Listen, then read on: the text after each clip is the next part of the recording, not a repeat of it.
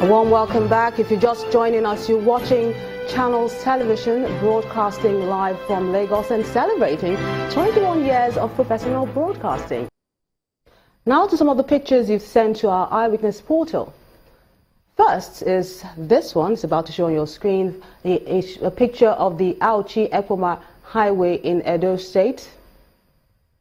Our Eyewitness reporter says the road has been like that for many days.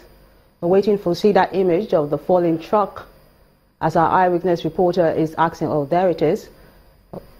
No, that's the traffic jam. That's the traffic jam that's in Benin Delta Road. And our Eyewitness reporter says that this jam is due to the bad road and is asking government to fix it. Then there's a picture of a wire cable from a damaged street light along the military cemetery in Lugbe Road in the nation's capital, Abuja. Eyewitness reporter says it's a live wire and wants the light pole repaired. And we got this picture from Jakande Estate in Isolo area of Lagos State, which shows some structures attached to houses by the occupants and demolished by the Lagos State government. And finally is this picture from Douglas Road, Owerri in Imo State. Our Eyewitness reporter wants the state government to do something about the frequent pile-up of refuse at various locations within the state. Thank you so much for those pictures, and we do encourage you to keep them coming. The Minister of Interior has been speaking on ways to tackle insecurity in the country. To achieve this, General Abdulrahman Dambazau has asked security operatives to work on information sharing strategy. He was speaking at a graduation ceremony at the Institute of Security Studies in Abuja. But we'd like to warn our viewers that some of the images you're about to see contain flash photography.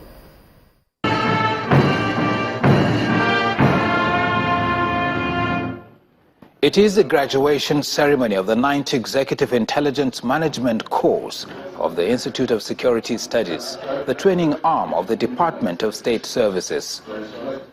With participants drawn from the various security agencies, the chairman of the occasion and Minister of Interior advocates the need for effective interagency collaboration.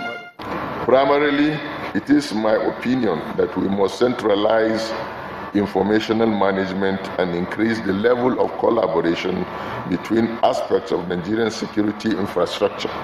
Without doubt, we are faced with the threat of terrorism and insurgency. The major characteristics of these threats to our national security, a major challenge to the intelligence services is that these threats always come unexpectedly and are generally highly unpredictable. The Director General of the Department of State Services challenged the graduating students to be change agents in their various agencies. So I urge you very strongly to sustain your learning order, to ensure effective and sustained application of your newly acquired knowledge base in managing the myriads of security and strategic challenges you will be confronted with in the years ahead. This is the only way to justify the huge investment the nation has made in you. One after the other, participants match out to receive their certificates.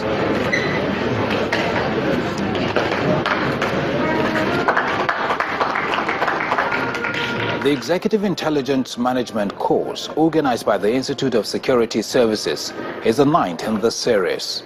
Participants were drawn from the Nigerian Police, the Nigeria Security and Civil Defense Corps, and the Defense Intelligence Agency. Others are the Nigerian Customs Service, Nigerian Navy, and the Department of State Services, among others. The investigation into the gruesome murder of human rights lawyer Ken Aswete appears to be yielding results, as the Rivers State Police Command says it has arrested the suspected killers of the late lawyer. This was revealed by the Commissioner of Police, Francis Odesonya, at the command's headquarters in Port Harcourt. According to him, about 75 suspected criminals are in police custody for various crimes. The suspect confessed to have carried out the operation that led to the death of Barrister Ken Asuite, a political-based human rights lawyer who was killed on the 29th of August 2016 at Omuchelu Road, Alu. They also confessed to have carried out the attack on Rumiju police station that led to the death of a sergeant. They are helping the police in investigation at the IJP monitoring unit. SDB recovered from them include one AK-47 rifle, 124 live ammunition, 4 AK-47 magazines, fully loaded. Investigation is ongoing. The Christian Association of Nigeria has condemned the recent judgment of a magistrate court in Kano which discharged 5 suspects accused of killing Mrs. Bridget Abayime for alleged blasphemy. In a statement, the association spokesman, Reverend John Ayab, claimed that the judgment is biased and demanded that the Attorney General of the Federation ask his colleague in Kano State to ensure that justice is done in this case. It notes that the judgment will encourage people to take laws into their hands and kill innocent citizens under any guise. In keeping with the promise to find a solution to the crisis between farmers and herdsmen in Ekiti State, the state government has signed a peace agreement with the Miyetti Allah Cattle Breeders Association of Nigeria. During the well-attended ceremony in Ado-Ekiti, the state capital, Governor Ayodele Fayose said there is no going back on the anti-grazing law, even though the government has put its enforcement on hold. I'm happy that we are able to achieve these feats, the understanding on the two sides. And I'm impressed by their response, and I believe now that we are all ready for peace, and we are going to live in an environment devoid of violence. They're supposed to go back now and collaborate with them, because the herdsmen too, they're going to give us some of their members to work together with them to ensure that nobody takes advantage of them, of the law, and ensure that there is full compliance. There are laws that we need to sit down with the government and readjust. And by the special grace of God, we'll come to terms of understanding with the state government and the people of Ekiti. See it today how it happens. We come all the way, we are all friends. And with this kind of things, I believe conflict or anything that will bring war or whatever it is called will be a history.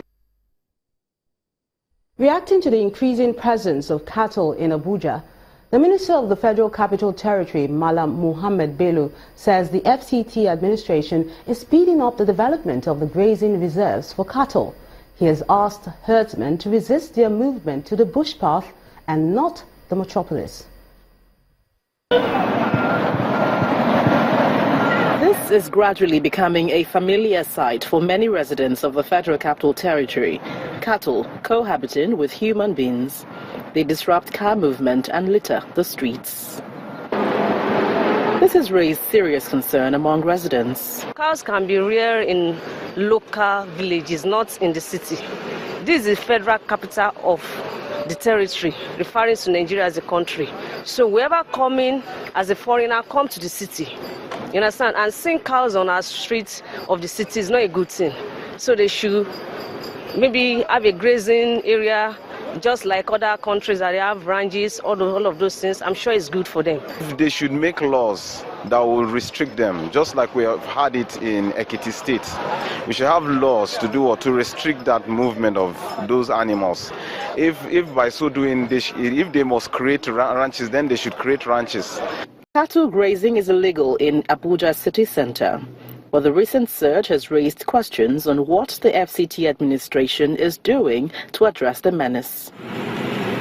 The Abuja Environmental Protection Board has a task force that includes security operatives to enforce the directive of the FCT administration, but that has not yielded much result.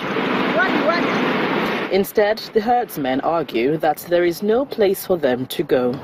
ya ber ta gurama mu a cikin garin nan don ba wurin da muka shone banda nan ne aka haife mu nan ne mu yi wayo taimake mu tai mana abinda ya kamata ba mu da wurin kiwo gashi nan duk wuraren da ja mu kiwo gwamnati ya karba. As part of efforts to totally stop the activities of the herdsmen, the FCT minister, Malam Mohammed Bello, directed that the cattle must stay away from the city center. There is no way in a modern city like Abuja that animals will compete with vehicular traffic on the street. It brought to the border the need for us as an administration to try as quickly as possible to fast track all the grazing reserves that are already in place within the territory, the one in Gwagwalada, the one in Karshi, the one in Boari, and I think Kuje area. A total of 33,485 hectares have already been earmarked for grazing reserves to cater for about 7 million herds of cattle in the FCT. About $100 million. That's how much the United States says it has spent in 14 countries, including Nigeria, for health matters. The country director for the United States Agency for International Development, Mr. Michael Harvey, explains at an event in Abuja that more money has been donated to pharmaceutical companies for the treatment of tropical diseases. This community, called Gidangimba in Karo local government, a suburb of Abuja, suffered an outbreak of some of the neglected tropical diseases, including trachoma, a decade ago. Associate Director, Health Programs. Thank you. This gathering, however, is to celebrate the impact of the American government intervention at combating those diseases globally in the last 20 years. The country director for the United States Agency for International Development explains his country's intervention in combating diseases in 2016. The United States government sort of stepped into this partnership in a big way almost exactly 10 years ago, when we committed $15 million to a global partnership to address neglected tropical diseases. This year, in 2016, that amount is $100 million globally. According to the American government, $500 million treatment for these neglected tropical diseases, including malaria, river blindness, and trachoma, have been recorded globally in the last 20 years. Officials say Nigeria got over 60% of the intervention. Nigeria is not only the most populous country in Africa, but it has also been among the most afflicted by these troubling diseases, as the show we just saw demonstrated. But of all the treatments, all these 500 million, 42% over 20 years were distributed right here in Nigeria, and last year the number was over 60%.